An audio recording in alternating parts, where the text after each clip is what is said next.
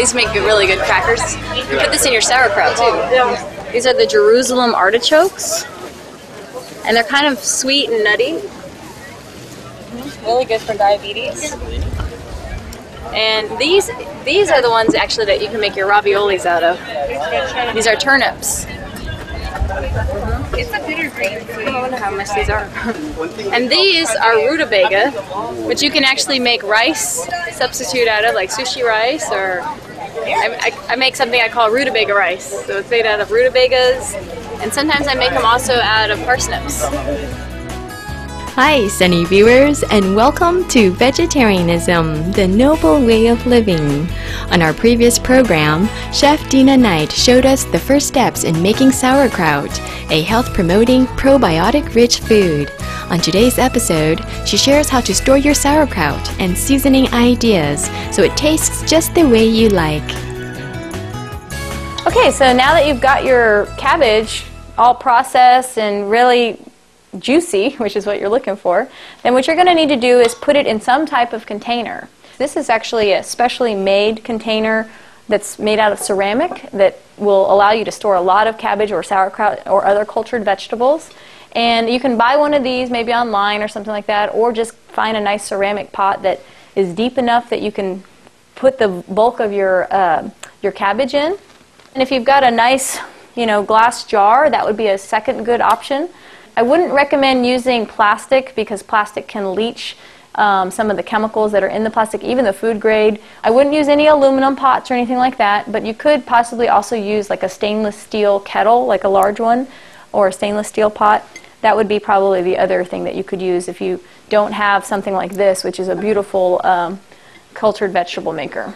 Save your pickle jars or whatever you end up having. Just go ahead and you're going to take your cabbage. You're going to put it into the jar, and you want to basically get it really full.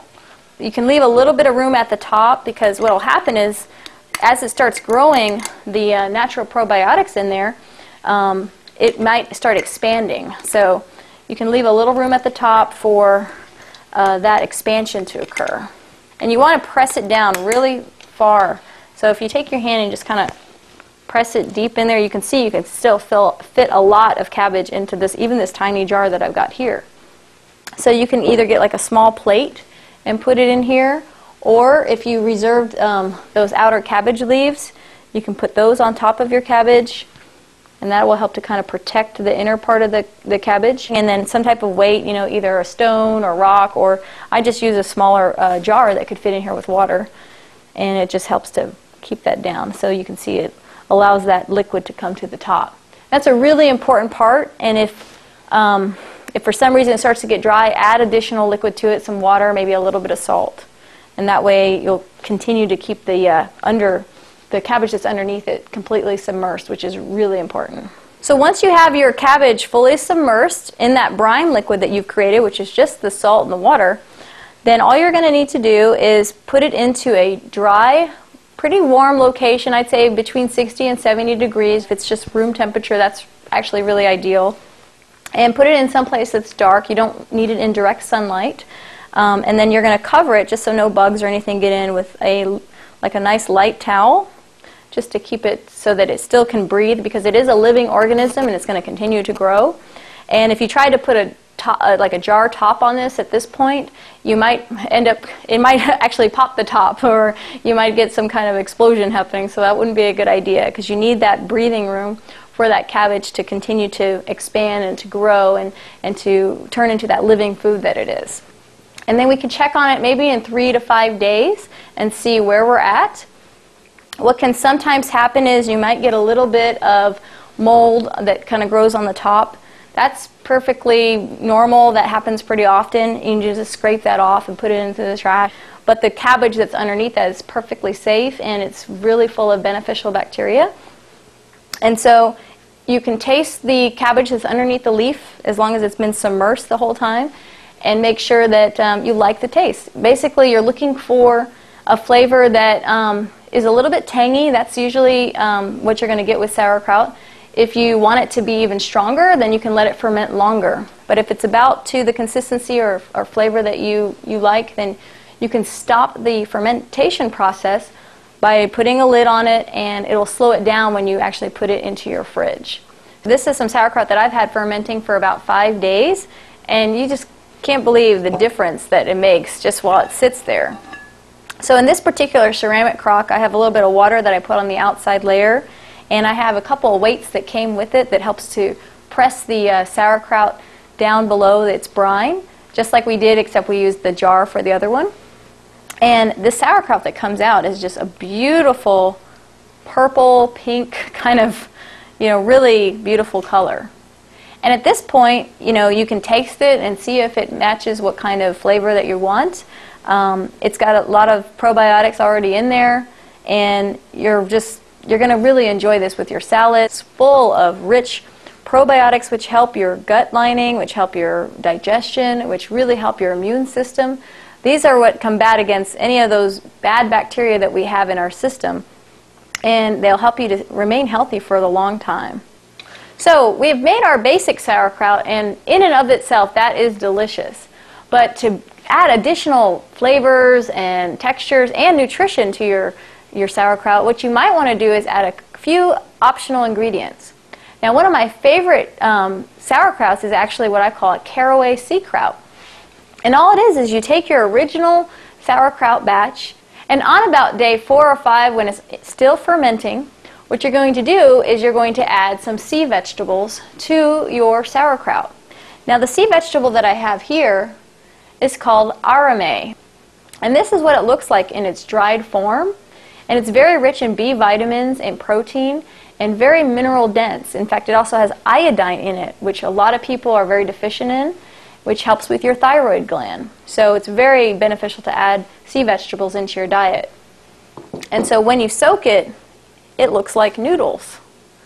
And all you have to do is add maybe a couple bags of, maybe 8 to 10 ounces of the sea vegetables into your mix of sauerkraut, and then just let it sit with it, and it'll continue to release its mineral density into the sauerkraut mix, and it really tastes great. You can add in any optional ingredients that are like, maybe I wanted to add some extra spikes or something like that.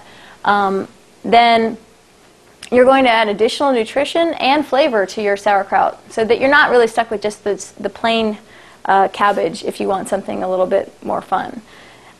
Now, if you want to go for something that's a little bit spicier, you could create sort of like a kimchi.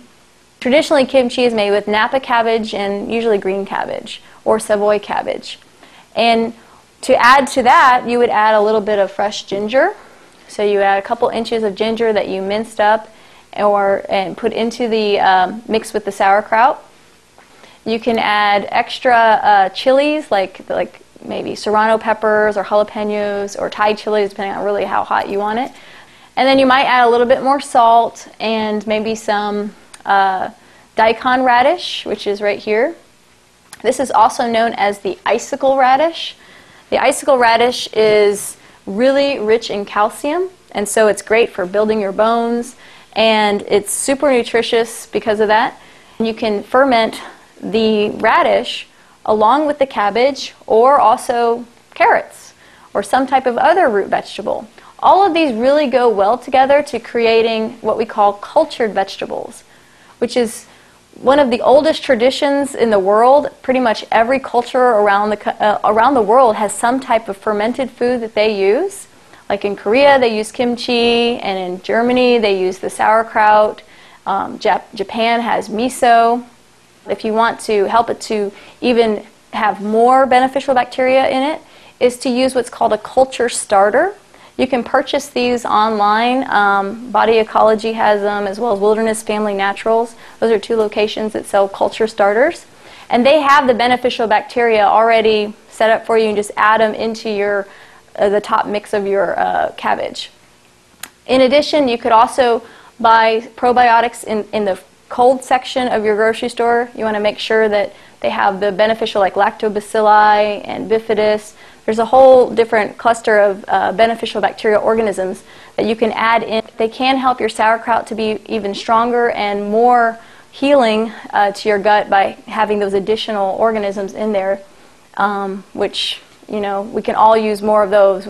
Other flavors of sauerkraut that you could create could be a mix of dill, like you could use fresh dill, and maybe some lemon. You could add a little bit of lemon juice to it, or you could do ginger and lime. They're really, the possibilities are endless as far as what kind of combinations you can create that will be delicious for you. So experiment, try all different kinds of combinations. I think you'll really have fun with it. This is one of the best ways to get living foods in your diet, other than what I showed you last time, which is basically growing your own sprouts, which is awesome because this is super cheap and easy to do, just like making your sauerkraut. And it's one of those ways that we can get these living foods for our living cells, and that is just ultimately one of the most important things that you can do for health. Anyone that's suffering from cancer or diabetes or just wants to lose some weight, by getting these beneficial bacteria into your gut, you will start to notice that your health will improve, your immune system will improve, you'll start feeling better, your digestion will improve, and that, most people could use some help with that. You'll feel the difference. So definitely add more probiotic-based foods in your diet, because so many of us, our internal flora, our internal gut system is really damaged, and that's from years and years of antibiotics, which if you actually look at the root of antibiotics, it's like anti-bio, which is life, so anti-life. And here we're in the process of probiotics, which is pro-life, pro-life in terms of helping us to get more of that life into our systems. Visit Chef Dina Knight at greenivore.com and elivinghealth.com for more green-going recipes and tips for a healthy life.